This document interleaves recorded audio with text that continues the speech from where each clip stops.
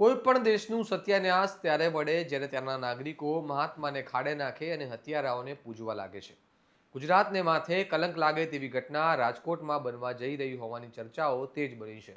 આજે રાત્રે 9:15 વાગે રાજકોટના હેમુ ગઢવી હોલમાં મહાત્મા ગાંધીના હત્યારા નાથુરામ ગોડસે પર આધારિત નાટક યોજાવાની હોવાની માહિતી સામે આવતા રાજકીય માહોલ ગરમાયો છે અને કોંગ્રેસ દ્વારા તેનો વિરોધ કરવામાં આવ્યો છે. આવો વિગતે વાત કરીએ સમગ્ર ઘટના વિશે આ અહેવાલમાં. નમસ્કાર, હું ચિરાગ વર્ષાબેન. આપ જોઈ રહ્યા છો સ્વમાન. ગુજરાત ગાંધીના નામે ઓળખાતું રાજ્ય છે. દુનિયાભરમાંથી લોકો ગાંધીજીના વિચારોને નમન કરવા ગુજરાત આવે છે અને રાજકીય મંચો પર પણ ગાંધીજીના વિચારોની વાત કરવામાં આવે છે. એટલું જ નહીં, પણ પ્રધાનમંત્રી જ્યારે પણ વિદેશ પ્રવાસ કરે છે તેઓને પણ વિદેશમાં આવેલી ગાંધીજીની પ્રતિમાને નમન કરવા જવું પડે છે. ત્યારે ગાંધીના જ ગુજરાતમાં તેમના હત્યારા નાથુરામ ગોડસે પર નાટક યોજાવા હોવાની માહિતી સામે આવતા ચર્ચાઓ શરૂ થઈ ગઈ છે. રાજકોટના હેમુ ગઢવી હોલમાં આજે રાત્રે 9:15 કલાકે આ નાટક યોજાવાનું છે, જેને લઈને કોંગ્રેસના નેતા પાર્થિવરાજ કઠવાડિયાએ અમદાવાદ કોંગ્રેસ ભવન ખાતે પત્રકાર પરિષદ યોજી વિરોધ નોંધાવ્યો છે. તેમણે ગોડસેને આતંકવાદી ગણાવી આ પ્રકારના કાર્યક્રમોને મંજૂરી આપનારાઓ સામે ગંભીર આક્ષેપો કર્યા છે અને સત્તા પક્ષને પણ નિશાન બનાવી સવાલ ઉઠાવ્યા છે કે આવા નાટકોને પરવાનગી આપવાની યોગ્ય ગણાય કે નહીં.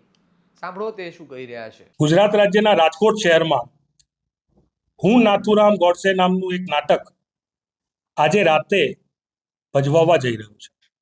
ગુજરાત રાજ્યમાં તે પહેલા ભાવનગર, સુરત અને વડોદરામાં પણ આ પ્રકારના નાટક ભજવાયા છે. હું નાથુરામ ગોડસે કોઈ આઈડિયા ગ્રુપ, કોઈ આસિફ પટેલ, કોઈ પરિતોષ પેન્ટર, આ પ્રકારના લોકો આ નાટકને પ્રસ્તુત કરી રહ્યા છે, જે એની જાહેરાતમાં છે. ભારત દેશમાં આઝાદ ભારતનો જે પ્રથમ આતંકવાદી હતો નથુરામ ગોડસે, જેને આદરણીય મહાત્મા ગાંધીજીની હત્યા કરી હતી, તેને હીરો કઈ રીતે બનાવી શકાય, તે સૌથી મોટો સવાલ છે.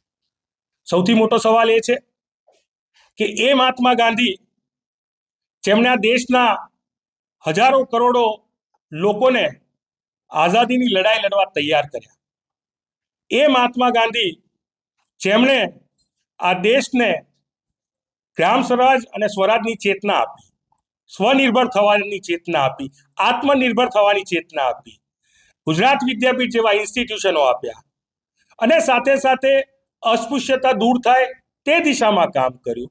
આ દેશમાં ભાઈચારો, શાંતિ, એકતાથી બધા સમુદાય રહે એ દિશામાં કામ કર્યું. અને આના માટે શું ગાંધીજીની છાતીમાં ત્રણ ગોળી ધરબી દેનાર વ્યક્તિ ને સારો કહી શકાય? 38 વયની વયે જે વ્યક્તિએ 78 વર્ષના વૃદ્ધ ગાંધીજી ઉપર ત્રણ ગોળી મારી, તેને ક્યારેય અંગ્રેજો ઉપર ગોળી ચલાવી કે અંગ્રેજોનો વિરોધ કરવો ક્યારેય નહોતું આવ્યું. તે ડરપોક નાથુરામ ગોડસેને આજે જ્યારે ગુજરાત, જે ગાંધીજીની જન્મભૂમિ છે, ગાંધીજીની કર્મભૂમિ છે, ત્યાં તેમના હત્યારાનું નાટક ભજવાય તે ખૂબ જ દુઃખદ છે. સાથે સાથે આ સરકાર, નરેન્દ્રભાઈ મોદી જ્યારે વિશ્વના પ્રમુખ નેતાઓને દિલ્હી બોલાવે, G20 સમિટમાં બોલાવે, તો સૌપ્રથમ મહાત્મા ગાંધીજીની સમાધિ ઉપર લઈ જાય. મહાત્મા ગાંધીજીની સમાધિ ઉપર વિશ્વના પ્રમુખ દેશોના નેતા નમન કરે. એ ગાંધીજીના હત્યારાને મહિમા મંડન થાય તો એની પરવાનગી શું આ સરકાર આપી રહી છે?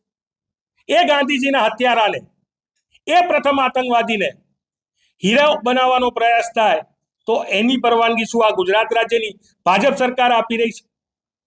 આ પ્રકારના કાર્યક્રમોની મંજૂરી કેમ, જ્યારે મહાત્મા ગાંધી છે એક એવું વ્યક્તિત્વ કે જે વિશ્વ ગુરુ કહી શકાય, જેના નામે 100 થી વધારે સમગ્ર વિશ્વમાં અલગ અલગ દેશોમાં પ્રતિમા હોય, 100 થી વધુ દેશોએ એના સન્માનમાં, એના માનમાં સ્ટેમ્પ ઇસ્યુ કર્યા હોય, 40 થી વધુ દેશોમાં તેના નામના રોડ હોય, તેવા વ્યક્તિ જેનાથી આલ્બર્ટ આઇન્સ્ટાઈન, બેરાક ઓબામા, દલાઈ લામા જેવા લોકો, સ્ટીવ જોબ્સ જેવા લોકો પ્રભાવિત હોય, તેવા વ્યક્તિની હત્યા કરનારા દાનવ નાથુરામ ગોડસેને હીરો બનાવવાનો પ્રયત્ન કોઈ પણ સંજોગોમાં નહીં ચલાવી લેવાય.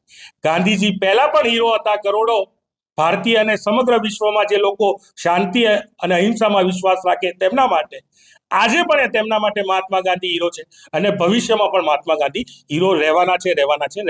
નાથુરામ ગોડસે પર આધારિત હું નાથુરામ ગોડસે બોલું છું જેવા નાટકો અગાઉ પણ દેશના કેટલાક શહેરોમાં ભજવાયા હોવાનો ઉલ્લેખ કરવામાં આવે છે અને દર વખતે આ મુદ્દો વિવાદ પણ ઊભા થયા છે.